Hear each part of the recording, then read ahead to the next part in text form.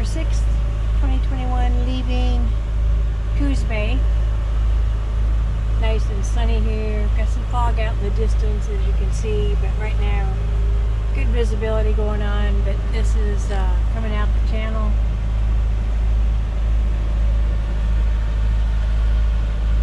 I think we give you a look coming in, but it was a little different weather. There's no restrictions out here. Seas are 2 to 4 feet, occasional 6 foot. We'll see what we get when we get out there. Try to get these sails up today. That's the goal, to get those up and work with them and let them give us a ride part of the way down to Port Orford, and that's still in Oregon. It is a bay, it's not a bar, so this will be the last bar that we cross here in Oregon, and we'll give you a look at those waves breaking over there at the point.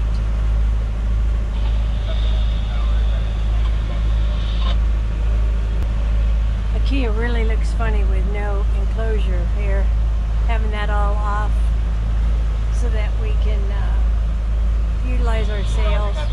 So it's really weird. Weird feeling inside without that on, and a weird feeling seeing it without it on. So you can kind of see the change in the water, almost at high tide. Well, we got the Genoa rolled out part way, trying to stop the roll. Pretty good waves out here. Does seem to help some, so we'll see how it works. But there she is.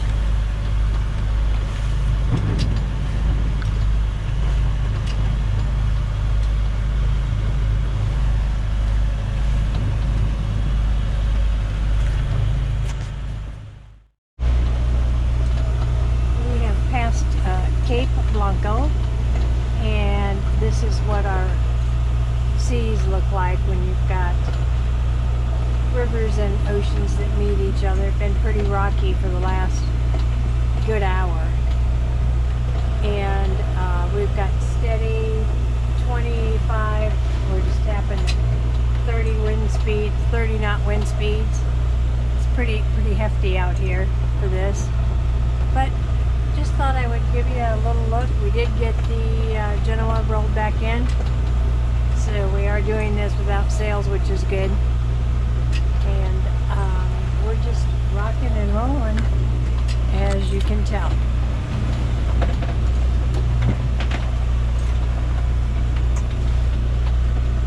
Sun's still shining nicely.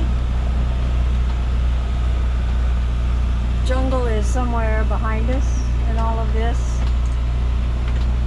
Washing machine effect.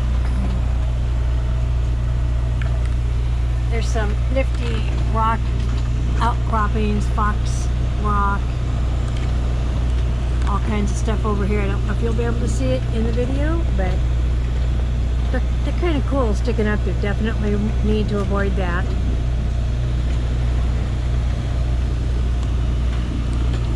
And so just taking a look at what we're seeing and feeling and riding out.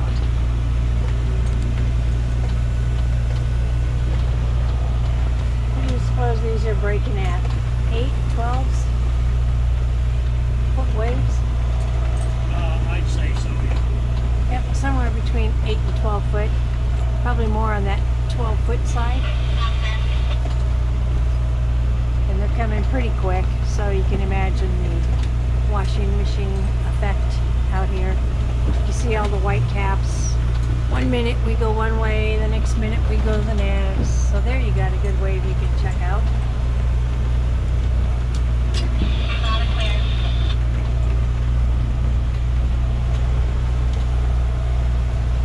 Alright, more later, guys. So here's some of the sunset of a not so sunny day here in Port Orford. You see the jetty. There was one sailboat in here when we came in.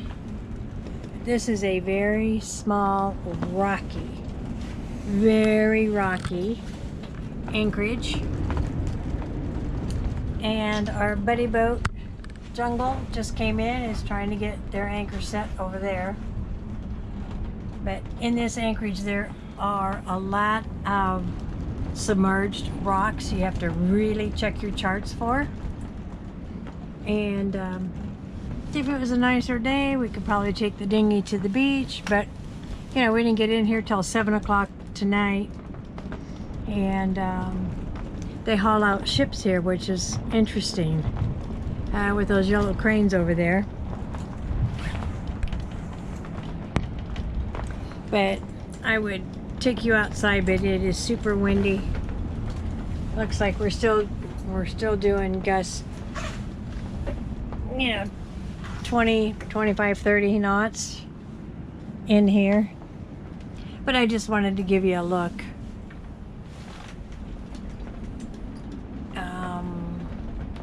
I think he's actually moved into a different spot. He is no longer where he was. He's behind us. But looks like we've got some fog coming in. Definitely hazier, much hazier than it was when we came in. So we got in just in time to sit out this blow. We don't have an option behind, if we wanted to outrun this. With 60 knot winds that we were hitting, it just was the only place to go. The next spot will be what is it, Crescent City, and that's just too far to go with this kind of weather. And this was a planned stop, so we'll just keep going here and we'll see what happens throughout the night and in the morning. Today is September 8th, 2021. We left Port Orford this morning about 6:44 a.m. in the fog. It's about, oh, I don't know, must be about 9-ish.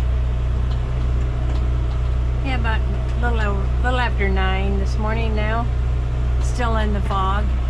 It is beginning to clear, but not clear enough to where we can see our buddy boat, who's just off our port stern side. But just wanted to give you a look and see what rains down on our windshield. That's all on the outside. So hate to run in the fog with that open. But with it being this dense, you don't have visibility so far. So this is what runs our life. So seas are much calmer today than they have been, for sure. And it's a much easier ride. So I just thought I'd give you a look this morning as we departed Port Orford, headed to Crescent City. Crescent City is in California, so that will be our first stop in the illustrious state of California. So everybody, today is the 11th of September, so 9/11. We are still stuck here in Crescent City, California. We came in here on the 8th.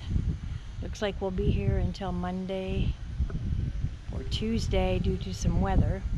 But just thought I'd give you a walk around and a look at the marina. So I'm just going to do some shots here and there. But this is kind of the look for today. We got Jungle working on their boat, but making sure all their lights and everything are working well. But we got all of this going on. I'm going to walk the entire marina on the exterior just to give you an idea. While we were at the fuel dock when we came in on the 8th, we ended up shearing off another key pin between the transmission and the drive shaft. So we were dead in the water right at the fuel dock. Did not make either of us happy. So we got that figured out, repaired in 2 hours, and got back going around in our slip. Hi there. Getting ready to go out again? Or did you just come in? No, we're gonna go fishing tomorrow. Ah, all right. Nice guys on this boat, Jennifer and Ann. They do a lot of fishing. We got some people that come in and do some fresh fish, and they sell it here at the dock. He is not one of them, but it's a really nice fishing vessel setup he's got there. So I'm gonna head over to the guest dock, and well, not the guest dock, sorry, the fuel dock first, and give you a look. Good thing about this place is there's plenty of restaurants as long as they're open, and hi, and there's an RV park here in front of me, and some hotels like crazy over here behind me, and an England's Marine. That's E-N-G-L-U-N-D. These people really go out of their way and help you out. They will also recommend places close by, as we needed some parts after we got back up and running. So that right there is England's, and the marina office is clear down there. Little bitty blue building over these people's heads. But this is a look at the first dock, and I'm headed down towards the fuel dock to give you an idea of the scope of this marina. I believe the brochures have said there's over 400 slips here.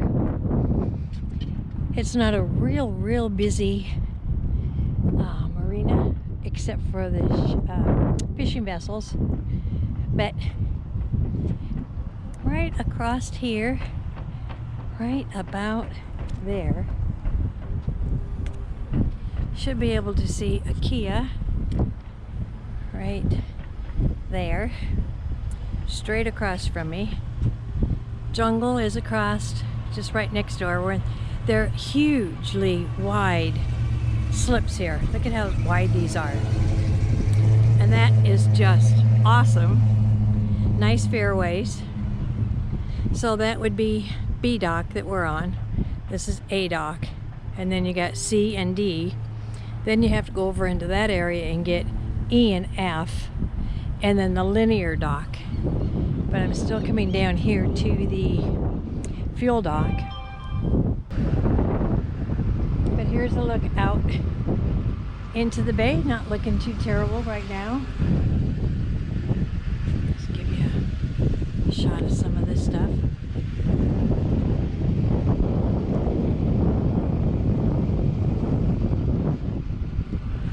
So you can see that sailboat sitting over here. It's come in, it's got to get fuel. Clear at the end of that pier is the ice shed. So about where that sailboat's at is about where we were when we broke down. Behind the building. When you pull in here, this is what you have. The tires here that mark up your boats pretty good.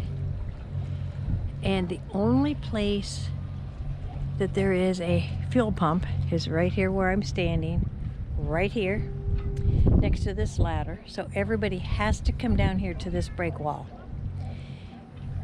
and they stand up here. You throw your lines up, they attach it to the cleat, and they drop the hose down to you, get the fuel you want, you hand them up your credit card, they run your credit card, they hand you back your receipt, and then they untie your lines and you're stuck. You've got to go wherever you can go. So, well, it's looking pretty nice out there right now. And there is the lighthouse on the point over there. And I can't walk all the way out to that. I would love to, but we can't get all the way out there. You have to drive, and that's quite a ways from where I'm at, actually. All the commercial guys come in to the ice place down here. And they're only here by appointment for fuel. cause great loss of life and property damage. And what most people do not know is that the first surge is almost never the largest. Beaches and low-lying areas close to the coast, such as lagoons, bays, river mouths, and harbors, are at greatest risk. Since the construction of Citizens Dock in 1950, the harbor at Crescent City has recorded several tsunamis. The two most significant tsunamis occurred in March of 1964, with a wave height of over 50, generated by a 9.2 earthquake in Alaska, and the March 2011 tsunami, with a wave height of over 8 feet, generated by a 9.0 earthquake in Japan. An interpretive sign about the 2011 tsunami is located adjacent to the inner boat basin, and a sign showing the high water mark for the 1964 tsunami is located near the harbor office.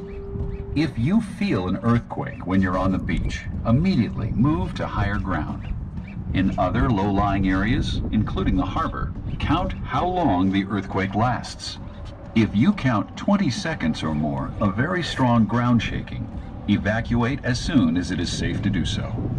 Nature's warnings that a tsunami may be coming include strong ground shaking, a loud ocean roar, or the water receding unusually far and exposing the sea floor. Another method of notification of a potential tsunami is through official warnings by emergency responders and the tsunami warning system. In a near-shore earthquake, an official warning of a tsunami may not occur. In any instance, listen for an official all clear before returning to a tsunami zone. Anyway,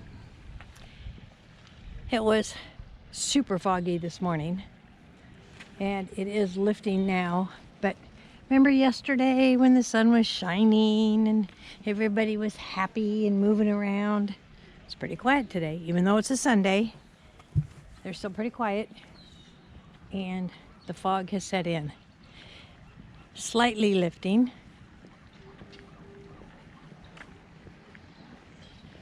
What'd you say the excuse me, winds were?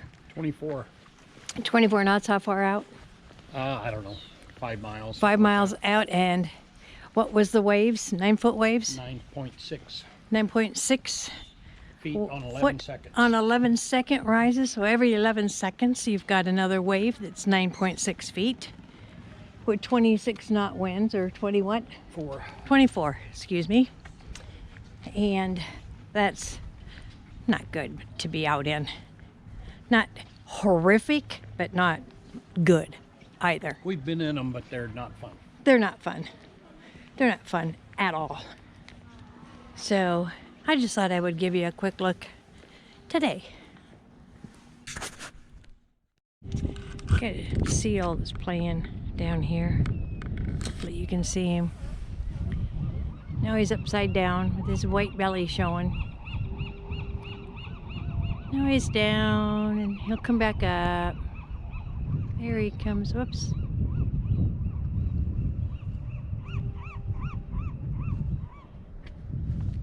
They love playing in here, especially. There he is. After fish. He's looking for that fish. He's going to get it one way or another. I feel a mist. See this?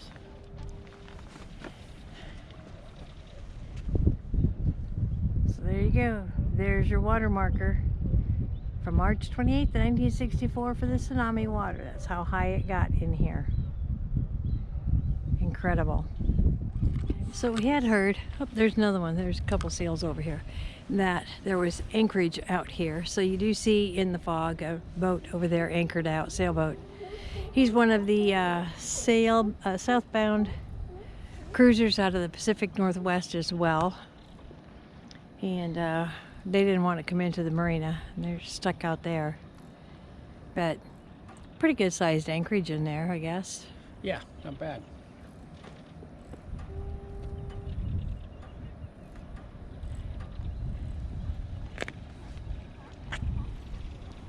Guess you can do all kinds of things here on the dock.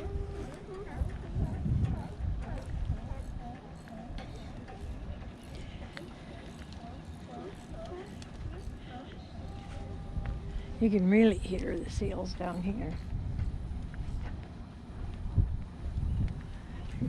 Just wanted to take a look down here and see what was what down here. We think there used to be the ability to be in a little anchorage or harbor over here, but I don't think it was developed after the tsunami came through. But I hadn't walked down here yesterday, so I thought we'd take a cruise down here today and just see what's what.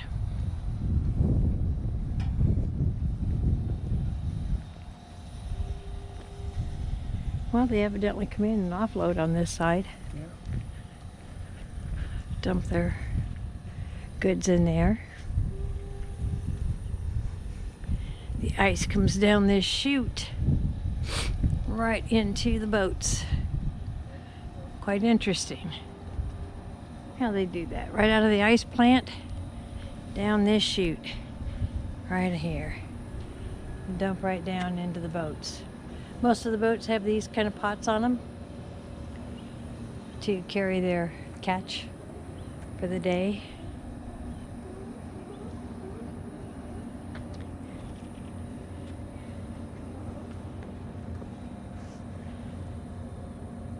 I'm not sure what that group of people are catching down there. I don't know if they're dropping down at crab pots or if they're actually fishing or what they're doing, but there's a look going out of the channel from what I can do here.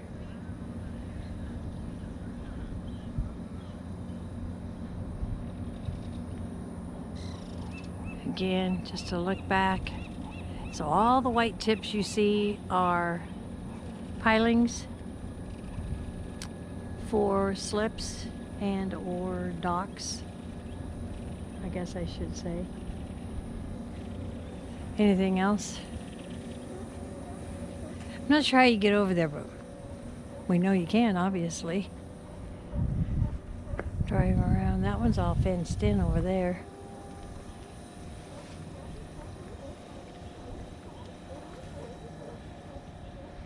I need some of these cleats on our boat. I don't have to worry about getting my lines underneath those and through the middle.